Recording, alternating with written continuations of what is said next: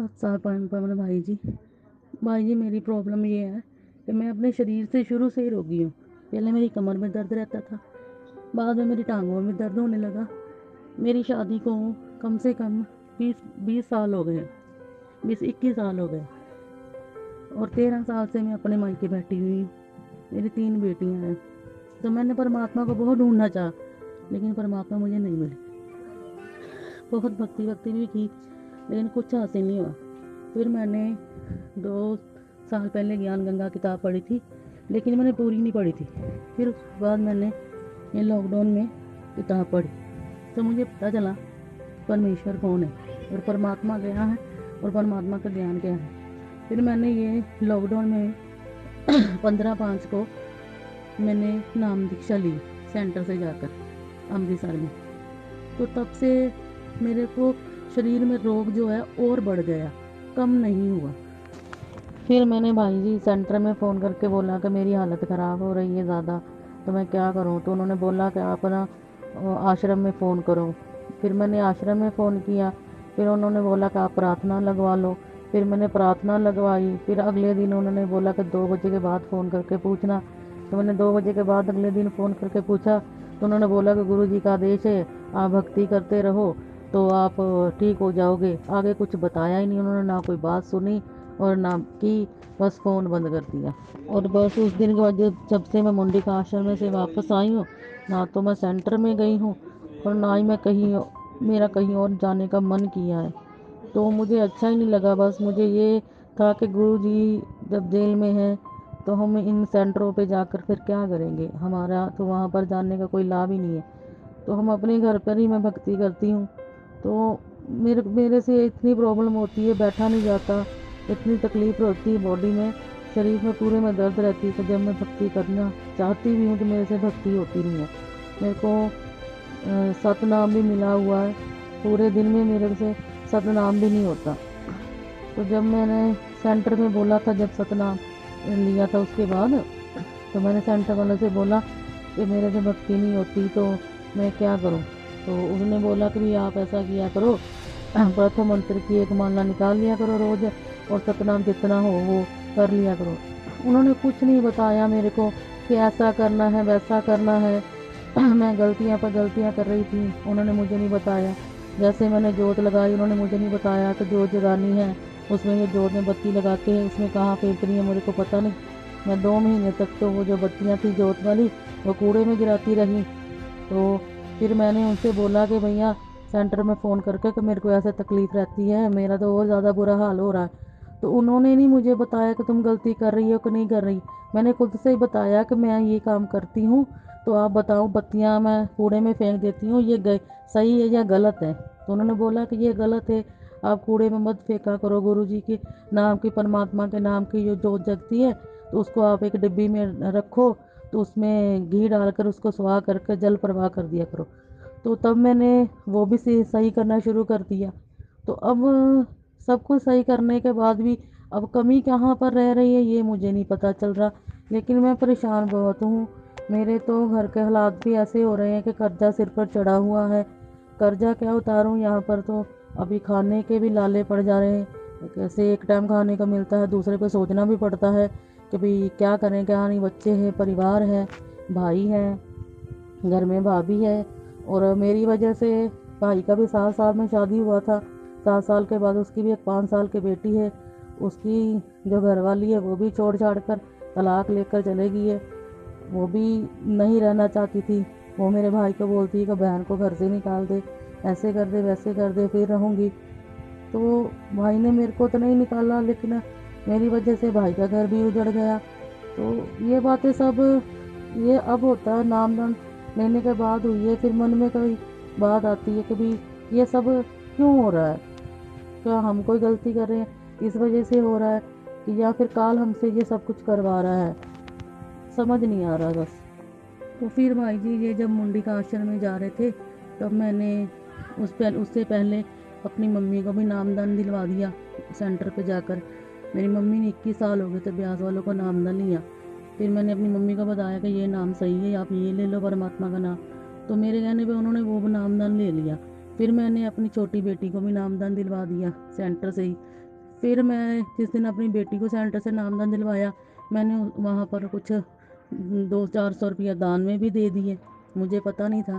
फिर जब मैं मुंडिका आश्रम में गई, जैसे ही मैं मुंडिका आश्रम जा रही थी दिल्ली में, तो रात को बस में बैठे हुए थे, मैंने आपका शंका समाधान में एक सुना कि भाई आश्रम में जाना ऐसे गुरुजी तो वहाँ पर नहीं है, वहाँ पर जाने से कोई फ़ायदा ही नहीं है।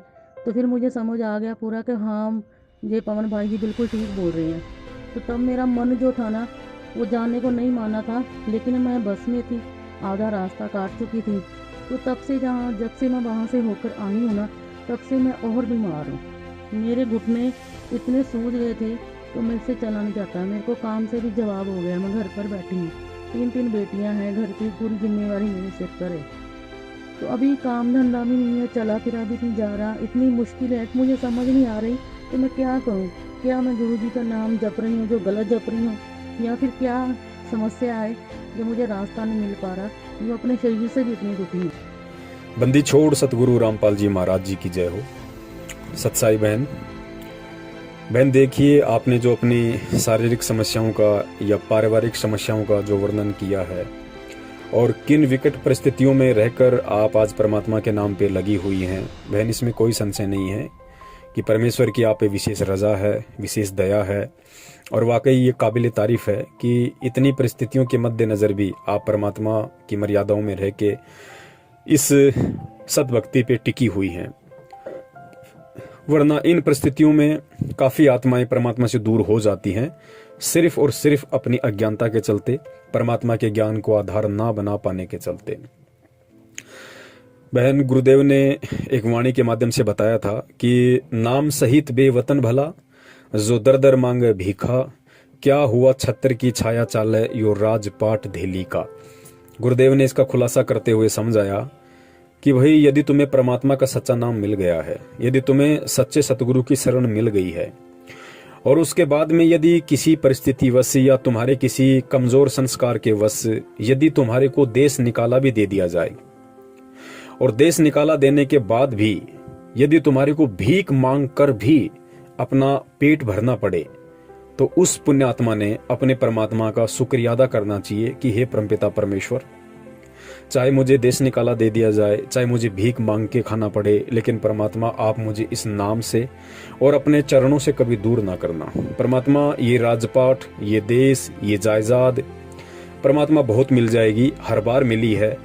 आप ही की वाणी है कि कोटि जन्म तू राजा कीन्या, मिटी न मन की आशा, दर दर होकर भिक्षा मांगी पर मिट्या न मन का रासा। कि परमात्मा, करोड़ों बार हमने राजाओं के जन्म प्राप्त कर लिए हैं, अब जिसका राजा का जन्म होगा उसके पास में राजपाट भी होगा, उसके पास में धन दौलत संपदा भी होगी, हर प्रकार की सुख सुविधा भी होगी।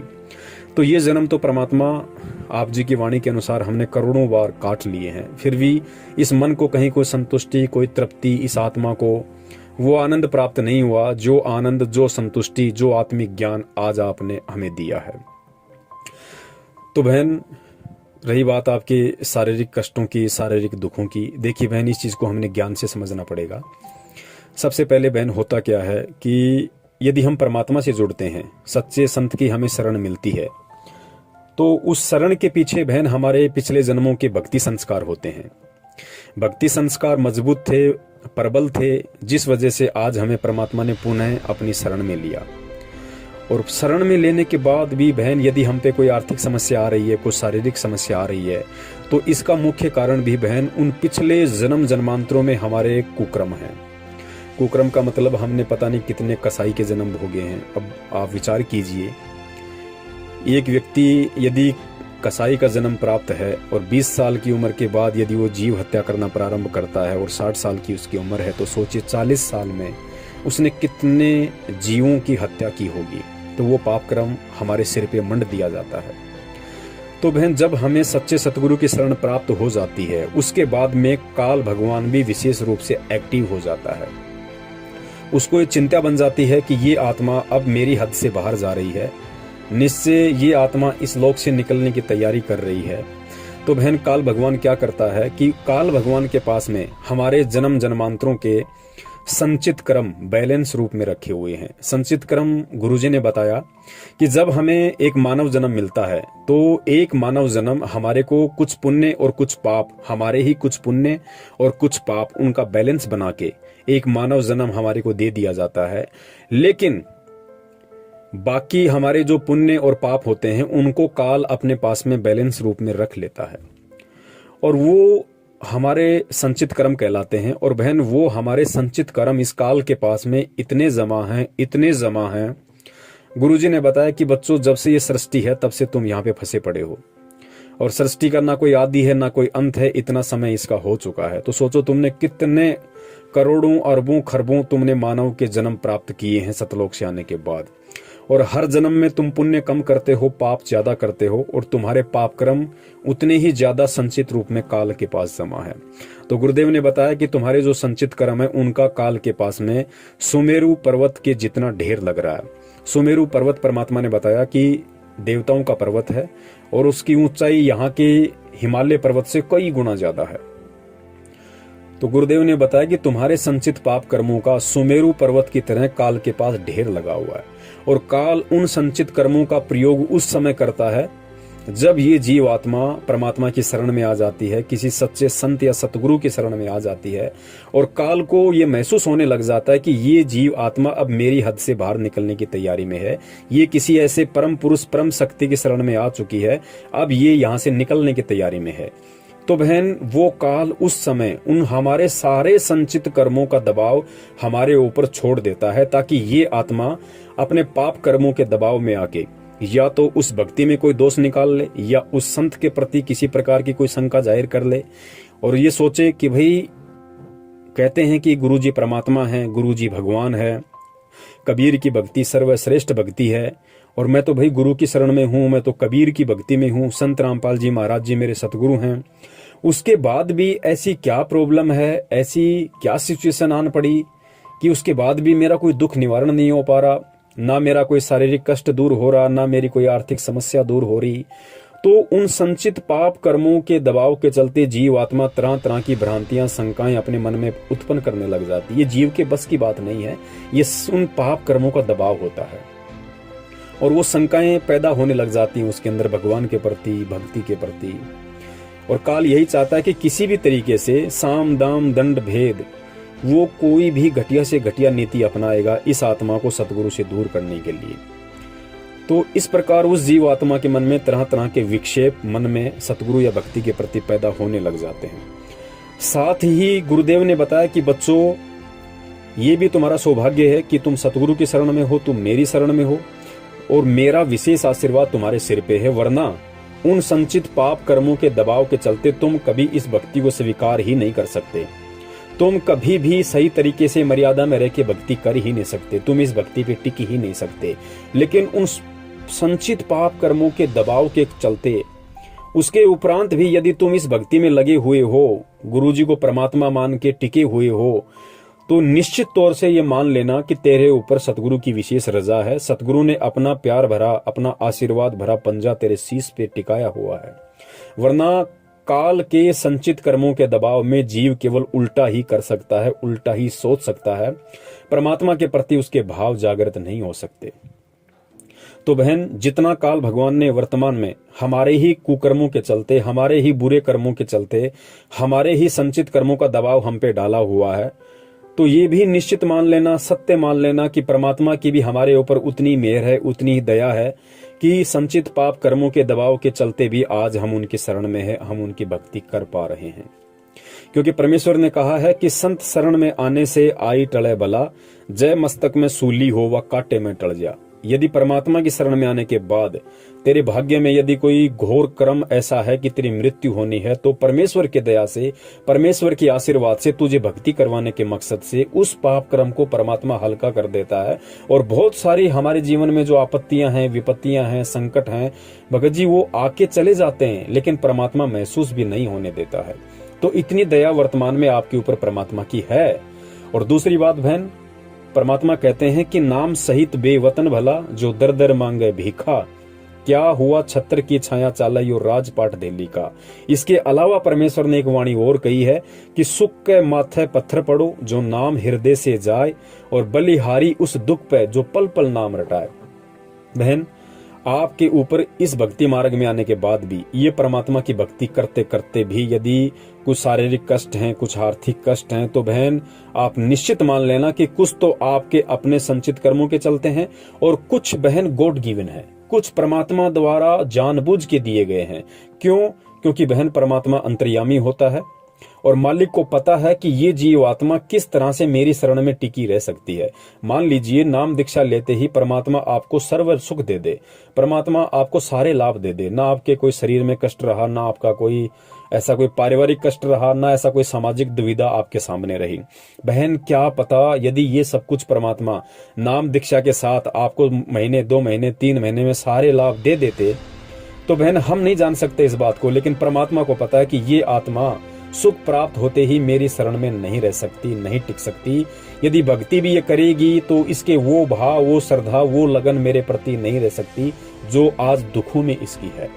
क्योंकि परमेश्वर ने काफी बार बड़े अच्छे तरीके से इस बात को समझाया है कि इस जीव की एक सबसे बड़ी कमी है, जैसे ही इसको सुख होता है, जैसे ही इसको आराम होता है, सबसे पहले ये भगवान को भूलता है। और परमात्मा नहीं चाहता कि इस समय कलयुग की इस पिछली पीढ़ी में कोई भी जीव आत्मा एक बार उनके शरण में आने के बाद उनसे दूर हो। तो काल का सबसे बड़ा दाव है कि जैसे ही इस जीव को थोड़े बहुत कुछ सुख, कुछ आराम मिलता है, सबसे पहले भगवान को भूलता है।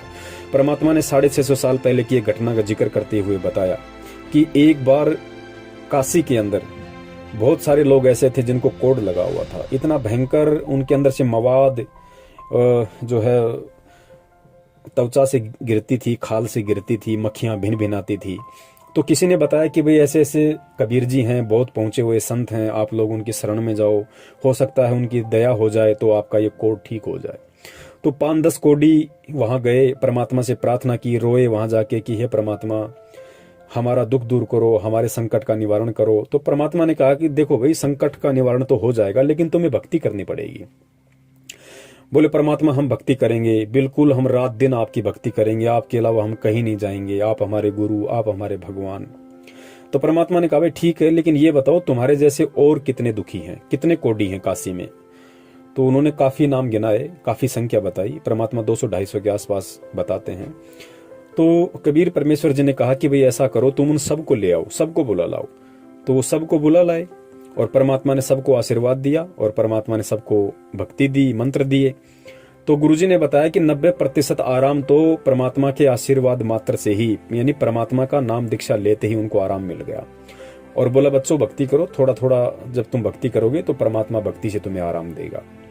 तो फिर बाद में गुरुजी ने बताया कि जैसे महीना 2 महीना बीता, उनका वो कोढ़ ठीक हुआ, शरीर को आराम हुआ, वैसे ही वो तो बिल्कुल नहा धो के, नए कपड़े पहन के, बिल्कुल बटेऊ बन के सत्संग में आने लगे। और कुछ भगत कहते भाई भगत जी थोड़ा ये सेवा में थोड़ा सहयोग करो। तो वो कहने लगे क्यों, तू नहीं कर सकता, इस सेवा के लिए हम हैं। तो गुरुजी ने बताया कि वो बिल्कुल बटेऊ बन गए फिर, क्योंकि उनको आराम हो गया। तो फिर गुरुजी ने बताया कि इस जीव की एक बुरी आदत है, जैसे ही इसको आराम हो जाता है सबसे पहले काल भगवान को बुला देता है।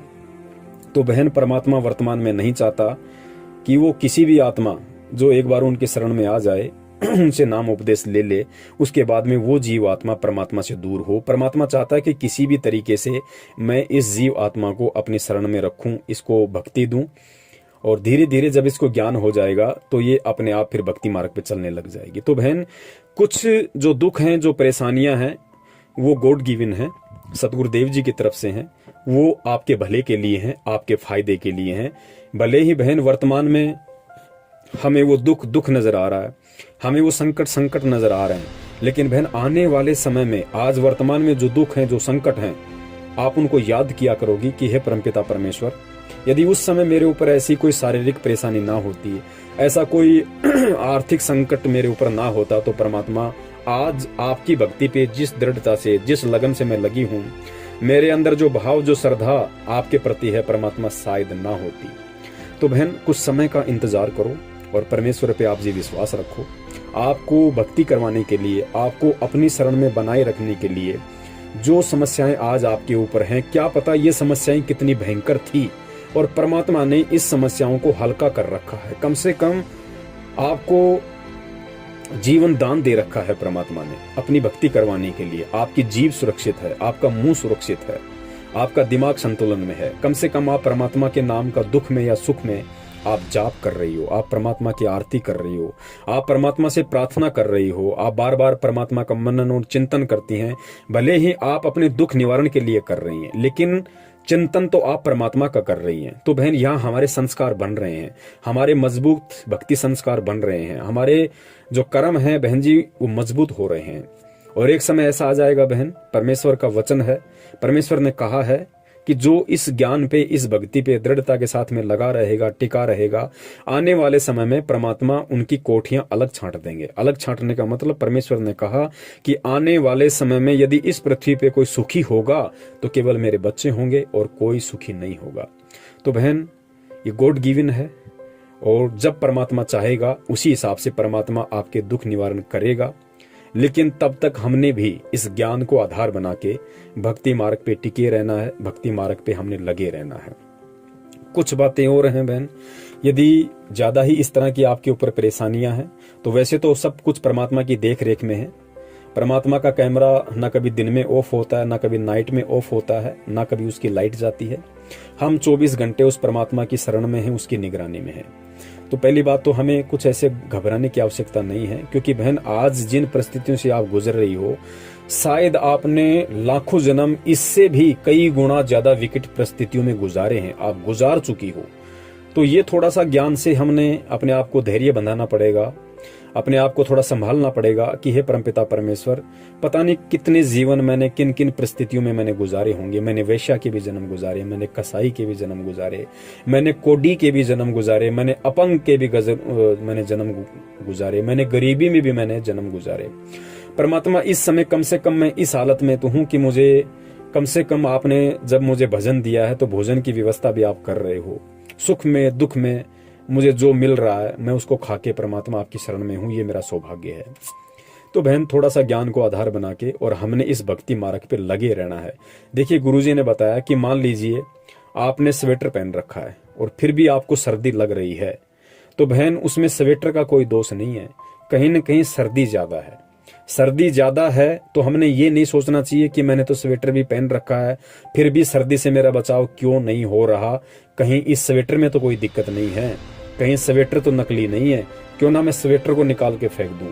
तो गुरुजी ने बताया कि बेटा, स्वेटर ने अपने स्तर का काम पूरा कर रखा है, बेटा सर्दी ही ज्यादा है, तेरे पाप कर्मों का दबाव ज्यादा है। परमात्मा की भक्ति ने, उस स्वेटर रूपी भक्ति ने अपना प्रोटेक्शन, अपना बचाव पूरा कर रखा है, लेकिन तेरे पाप कर्म ज्यादा है।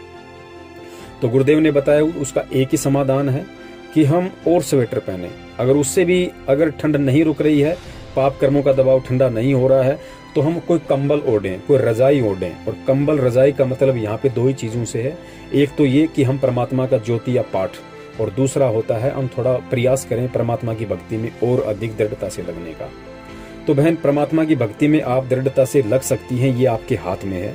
लेकिन आपकी जो आर्थिक समस्याएं हैं उनके अकॉर्डिंग आप ज्योति पाठ वगैरह का पैसा जमा नहीं करवा सकती। तो इसकी परमेश्वर ने एक विधि बताई है कि यदि ऐसी विशेष समस्याएं जब जीव आत्मा पे आ जाएं तो उसके लिए जीव आत्मा ने पाठ का संकल्प करना चाहिए। और वैसे भी गुरुदेव का विधान है कि चाहे कोई भी भगत हो, चाहे सुख में हो चाहे दुख में हो, साल में एक बार उसको पाठ का संकल्प अवश्य कराना चाहिए। और जहां तक संभव हो अपने सतगुरुदेव के हाथों में पाठ का पैसा भी देना चाहिए। यदि पैसे की व्यवस्था नहीं है तो संकल्प अवश्य कर लेना चाहिए और परमात्मा से ये प्रार्थना करनी चाहिए कि हे परमपिता परमेश्वर, आपके विधान के अनुसार मैंने ये फॉर्मेलिटी पूरी की है, परमात्मा मैंने आपको विधान को पूरा किया है, मैं आज आपके चरणों में ये आपकी दासी पाठ प्रकाश का संकल्प करती है। परमात्मा इस दासी की तरफ से इस पाठ प्रकाश को स्वीकार करें।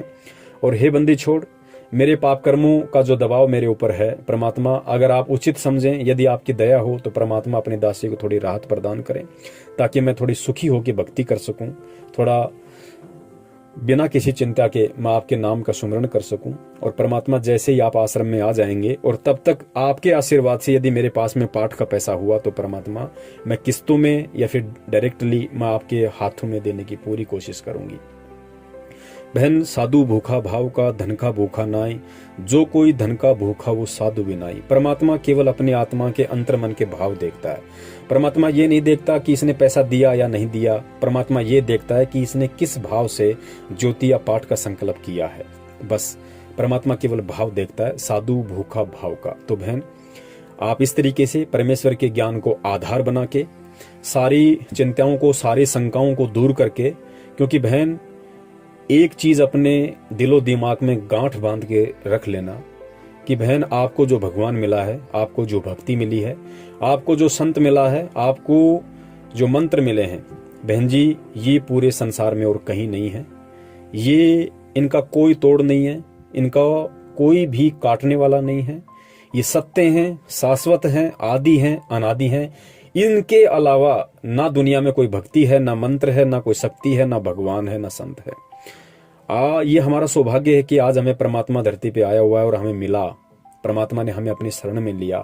तो बहन आपने इस चीज को ज्ञान आधार से मजबूती के साथ में अपने साथ में रखना है और इस ज्ञान को आधार बना के और पल पल परमात्मा को अपने पास में समझ के, क्योंकि बहन कहीं न कहीं ज्ञान को ना सुन पाने के कारण, सत्संगों को आधार ना बना पाने के कारण हम सोचते हैं कि शायद मेरे ऊपर परमात्मा का पंजा नहीं है, शायद मेरे साथ में परमात्मा नहीं। ऐसा बात नहीं है बहन। संत रामपाल जी महाराज जी की शरण में आने के बाद जब तक कोई जीव आत्मा अपने परमात्मा के प्रति चिंतन करती है तो बहन ये निश्चित है कि परमात्मा उसके साथ में है, परमात्मा उससे दूर नहीं है। मान लीजिए आज आप इन परिस्थितियों में हैं और आपके अंदर तरह तरह की विक्षेप पैदा होते हैं कि भाई क्या करूं, भक्ति गलत है, भगवान गलत है, या क्या करूं, मेरे से कोई गलती हो गई। अगर आप ये सोच रही हैं अपने गुरु के प्रति, भक्ति के प्रति, तो कहीं न कहीं आप उस परमात्मा के बहुत नजदीक हैं, आप उस परमात्मा से दूर नहीं हैं। जिस दिन आप परमात्मा से दूर हो जाओगी, जिस दिन आप गुरु से दूर हो जाओगी, उस दिन तो आपके अंदर परमात्मा के प्रति ये सोचने वाले भाव पैदा ही नहीं होंगे। आप परमात्मा के प्रति सोचोगे ही नहीं, आपको मतलब ही नहीं रह जाएगा। काल आपको इतना प्रेरित कर देगा, इतना आपको भ्रमित कर देगा कि गुरु और ये भक्ति आपको जहर नजर आने लगेगी। लेकिन बहन यदि आप दुख में या सुख में परमात्मा का चिंतन कर रही हैं, आप उनका मनन कर रही हैं कि परमात्मा कहीं मेरी तो कोई गलती नहीं है, परमात्मा कहीं मेरी कोई मर्यादा तो खंडित नहीं हो गई है, हे गुरुदेव मुझे क्षमा करना मालिक यदि जाने अनजाने में ऐसी कोई गलती हो गई हो तो बहन कहीं ना कहीं आप अपने मन में ये निश्चय बना के रखना कि आप पे परमात्मा की रजा है, आप पे परमात्मा की मेहर है।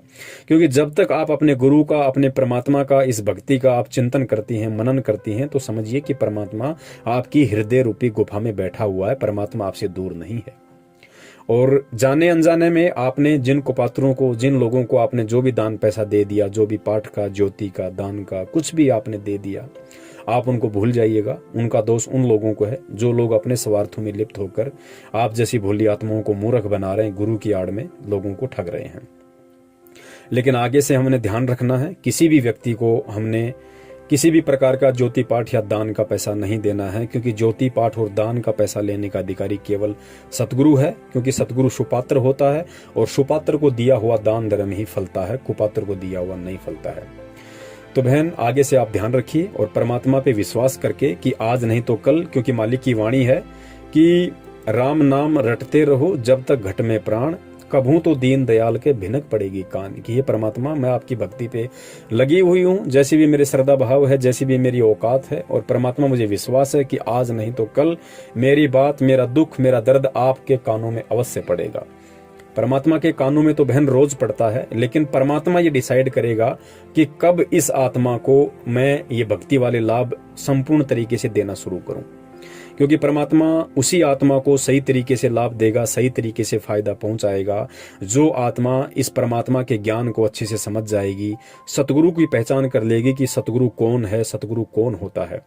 इतनी पहचान होने के बाद में बहन चाहे भगत पे या भगतमती पे चाहे कितने भी दुख आए, कितने भी संकट आए, कोई उसे कितना भी दबाव बनाए, कितना भी कुछ कहे, बहन फिर वो परमात्मा से दूर नहीं हो सकती।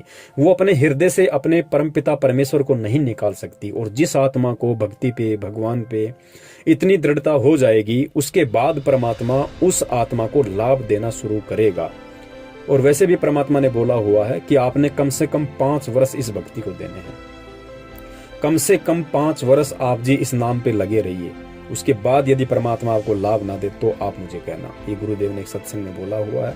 और इसका उदाहरण दिया परमात्मा ने कि जिस प्रकार हम कोई आम का पौधा लगाते हैं तो ऐसा नहीं है कि आम का पौधे का बीज डालते ही उसके आम लगने शुरू हो जाते हैं। गुरुजी ने बताया कि वो आम का पौधा 5 या 6 वर्ष में जाके उस लायक होगा कि वो पेड़ बनेगा। उससे पहले तो आपने उसकी देखभाल करनी पड़ती है, उसको खाद देना पड़ता है, उसकी सुरक्षा रखनी पड़ती है, उसको पानी देना पड़ता है, कोई जानवर उसके पत्तों को ना खा जाए उसके लिए बाउंड्री लगानी पड़ती है, तारबंदी करनी पड़ती है। तो इसी प्रकार बहन ये भक्ति है। आज हमने ये भक्ति रूपी आम का पौधा बीजा है, किसी को 2 महीना, किसी को 6 महीना, किसी को 1 साल हुई है। तो परमात्मा ने बताया कि बच्चों इस पेड़ को कम से कम 5 साल दो, भक्ति रूपी आम के पौधे को। फिर देखना 5 साल के बाद में परमात्मा वो ठाठ कर देगा कि दुनिया देखा करेगी। और गुरुदेव ने कहा कि उस आम के पेड़ से फिर खुद भी आम खाता है, रिश्तेदार भी ले जाते हैं, आड़ोसी पाड़ोसी भी खाते हैं, और फिर भी उसके ऊपर आम लगे रहते हैं। तो बहन हमने थोड़ा सा धैर्य रखना है। भक्ति पे कोई संघर्ष है तो हमने संघर्ष को भी हमने करना है। और हमने हर स्थिति में, हर परिस्थिति में हमने अपने अंदर ही दोष देखना है। हमने अपने आप को ही कोसना है कि परमात्मा कमी कहीं ना कहीं मेरी है, मेरे ही पाप कर्मों का दबाव है, मेरे ही ऐसे जन्म जन्मांतरों के कुकर्म है परमात्मा, जिनका दबाव आज मेरे ऊपर आपकी शरण में आने के बाद भी पड़ा हुआ है। और परमात्मा आपने तो प्रोटेक्शन पूरा कर रखा है। क्योंकि बहन गुरुदेव ने बताया कि भाई जब ही सतनाम हृदय धर्यो भयो पाप को नाश, और जैसे चिनगारी अग्नि की पड़े पुरानी घास। तो एक भगत ने दास से कहा कि भगत जी मैं बहुत दुखी हूं, मैं बहुत परेशान हूं और मुझे सतनाम भी मिल गया। और परमात्मा की वाणी तो कह रही है कि जैसे ही सतनाम हृदय धर्यो भयो पाप को नाश, कि जिस दिन आप सतनाम ले लेते हो उसी दिन परमात्मा आपके सारे पाप कर्मों का सत्यानाश कर देता है। तो भगत जी मुझे तो सतनाम लिए हुए 6 महीने हो गए, फिर मेरे पाप कर्मों का नाश क्यों नहीं हो रहा, मेरे ऊपर दुख क्यों आ रहे हैं। तो सतगुरुदेव जी के ज्ञान आधार से दास ने उसको समझाया कि भगत जी कहीं न कहीं हमारे अंदर ज्ञान की कमी है। परमात्मा की वाणी क्या कह रही है हमने उस चीज को समझना है। परमात्मा की वाणी कहती है कि जब ही सतनाम हृदय धर्यो, कि हे जीवात्मा जिस दिन तू उस परम पिता परमेश्वर से उसके सतनाम को अपने अंतःकरण में धारण कर लेती है, तू नाम ले लेती है, तो भयो पाप को नाश, उसी दिन से तुम्हारे पाप कर्मों का नाश होना शुरू हो जाता है। कैसे? जैसे चिनगारी अग्नि की परी पुराने घास। जिस प्रकार कोई घास का ढेर है और जैसे ही हम उसको माचिस लगाएंगे, तिल्ली लगाएंगे, तो वो उसको जलाना शुरू कर देती है, और कुछ ही दिनों में या कुछ ही समय में वो पूरे के पूरे घास के ढेर को जला के राख कर देती है। और जब हवा चलती है तो राख का भी पता नहीं चलता कहाँ चली गई, मतलब बिल्कुल मैदान क्लियर हो जाता है। तो दास ने कहा कि भाई गुरु जी के ज्ञान आधार से हमने इस चीज को समझना पड़ेगा। देखो सतनाम धारण करते ही सतनाम अपना काम शुरू कर देता है। जिस प्रकार माचिस की तिल्ली घास को लगाते ही वो उसको जलाना शुरू कर देती है, उनमें कोई कमी नहीं है, उन्होंने अपना काम शुरू कर दिया। सतनाम ने पाप कर्मों को जलाना शुरू कर दिया लेते ही। लेकिन भगत जी ये भी तो देखो कि मान लीजिए एक कहीं तो घास का ढेर 1 किलो है और किसी जगह घास का ढेर 5 टन है। तो भगत जी अगर आप 1 किलो घास के ढेर को, सूखे घास के ढेर को जो खाली 1 किलो है, यदि आप उसको अग्नि लगाओगे तो हो सकता है भगत जी उस 1 किलो के घास को वो 5 मिनट में सवा कर देगी। और यदि 5 टन घास कहीं रखा हुआ है और यदि उसको माचिस लगाओगे तो माचिस ने तो ठीक वैसा ही काम किया जैसे 1 किलो के घास के ऊपर किया। लेकिन भगत जी आप उस क्वांटिटी को देखो, कहाँ 1 किलो और कहाँ 5 टन। अगर 1 किलो को भस्म करने में 5 मिनट लग रही है तो 5 टन को भस्म करने में कितना समय लगेगा। तब उस भगत के समय में आया कि भाई हाँ बात बिल्कुल सही है भगत जी। और परमेश्वर की दया से अब हमें समझ में आया कि जीव आत्मा के, जिस भगत आत्मा के जितने संचित पाप कर्म होते हैं, जितने पाप कर्म होते हैं, उसी हिसाब से सतनाम उसके ऊपर काम करेगा। जिसके थोड़े पाप कर्म है उसको परमात्मा जल्दी राहत देते हैं, और जिसके ज्यादा पाप कर्म है फिर उसको धीरे धीरे राहत मिलती है, लेकिन राहत अवश्य मिलेगी।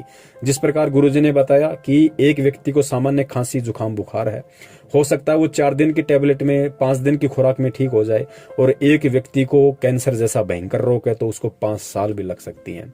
तो बहन हर स्थिति में हमने परमात्मा के ज्ञान को आधार बना के भक्ति मार्ग पे चलना है, तभी हम सफल हो पाएंगे और तभी हम सतगुरु के दिल में हम जगह बना पाएंगे। तो बहन परमात्मा की आप पे दया है, आप पे विशेष रजा है।